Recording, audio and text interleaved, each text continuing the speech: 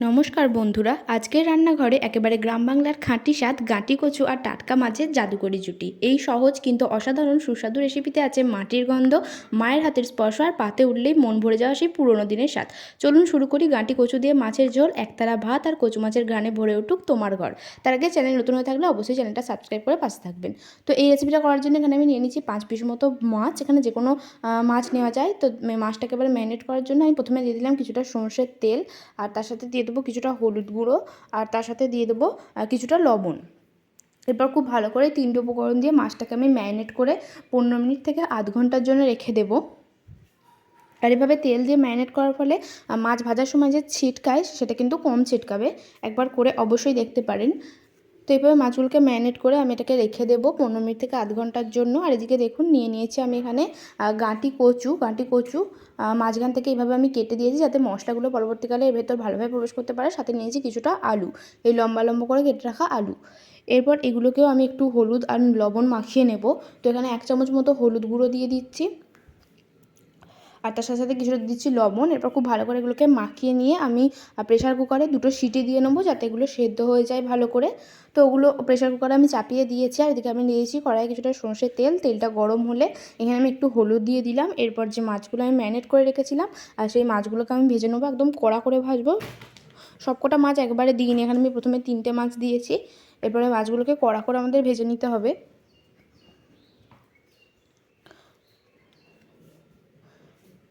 তো এভাবে এই যে দেখুন ভাজা হয়ে গেছে প্রত্যেকটা মাছকে। এরপর যে মাছ ভাজার তেলটা রয়েছে ওই তেলেই আমি যে আলু আর গাঁটি কচুটা একটু ভাপিয়ে রেখেছিলাম আর সেটা আমি দিয়ে দিলাম ভাজতে। আর এইভাবে গাঁটি কচু আর আলু ভেজে নিলে কিন্তু মাছের ঝোলের স্বাদটা আরও বেড়ে যাবে।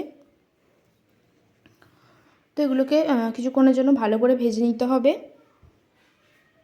এই যে দেখুন ভালো করে এগুলোকে ভেজে নেব। আর এবার ভাজা হয়ে গেলে আমি একটা একটা করে এগুলোকে তুলে রেখে দিয়েছি। এরপর ওই যে তেলটা দিয়ে ভাজলাম সেই তেলটাতেই আমি এখানে দিয়ে দিচ্ছি ফোড়ন। তো ফোড়নে আমি প্রথমে দিয়ে দিচ্ছি দুটো তেজপাতা ভালো করে চিড়ে নিয়েছি, সেটা দিয়ে নিয়েছি। দিয়ে দিচ্ছি 2টো শুকনো লঙ্কা, সাথে দিয়ে দেবো গোটা জিরে 1/2 চামচ মতো, দিয়ে দেবো 2টো কাঁচা লঙ্কা আর চিড়ে, আর দিয়ে দেবো এরপর কিছুটা রসুন, 4 থেকে 5 কোয়া রসুন মাঝ বরাবর কেটে আমি দিয়ে দিচ্ছি। আর এরপর এটাকে একটু নেড়েচেড়ে নিয়ে এখানে আমি একটা মিডিয়াম সাইজের পেঁয়াজ একদম ছোট্ট ছোট্ট কুচি করে নিয়েছি, সেটা দিয়ে দিলাম। এরপর এই রসুন আর পেঁয়াজটাকে আমাদের ভালো করে ভেজে নিতে হবে কিছুক্ষণের জন্য। তো এই যে দেখুন রসুন আর পেঁয়াজটা যখন একটু ভাজা ভাজা হয়ে আসবে ঠিক সেই সময় আমি পরবর্তী জিনিসটা দেবো। তো এখানে ভাজা ভাজা হয়ে এসেছে। এরপর আমি দিয়ে দিচ্ছি টমেটো, 2টো মিডিয়াম সাইজের টমেটোকে আমি লম্বা লম্বা করে কেটে নিয়েছি, সেটাই দিয়ে দিলাম। এরপর এটাকে ভালো করে নাড়িয়ে চাড়িয়ে টমেটোটাকে একটু সেদ্ধ করে নিতে হবে। তো এটা যখন টমেটোটা ঠিক গলে আসবে, সেদ্ধ হয়ে যাবে, ঠিক সেই সময় আমি এখানে দিয়ে দেবো 1 চামচ মতো আদা আর জিরে বাটা। আদা আর জিরেটাকে একসাথে আমি বেটে রেখেছিলাম, তো সেটাকেই 1 থেকে 1.5 চামচ মতো দিয়ে দিলাম। এরপর দিয়ে দিচ্ছি 1 চামচ মতো হলুদ গুঁড়ো, সাথে সাথেই দিয়ে দেবো একটু কালারের জন্য কিছুটা কাশ্মীরি লঙ্কার গুঁড়ো, আর দিয়ে দেবো এরপর স্বাদ মতো লবণ। এরপর এই মশলাগুলোকে খুব ভালোভাবে মিক্সড করে নেব, অর্থাৎ এগুলোকে ভালো করে কষিয়ে নিতে হবে আমাদের কিছুক্ষণ সময় ধরে। যতক্ষণ না এটা থেকে তেল ছেড়ে আসে ততক্ষণ এটা এভাবে কষিয়ে যেতে হবে। ঠিক যখন এটা থেকে তেলটা ছেড়ে আসবে সেই সময় এখানে আমি দিয়ে দিচ্ছি ভেজে রাখা আলু আর গাঁটি কচু। এরপর খুব ভালো করে এই মশলাটার সাথে আমাদের এই আলু আর কচুটাকে মিশিয়ে নিতে হবে কিছুক্ষণের জন্য।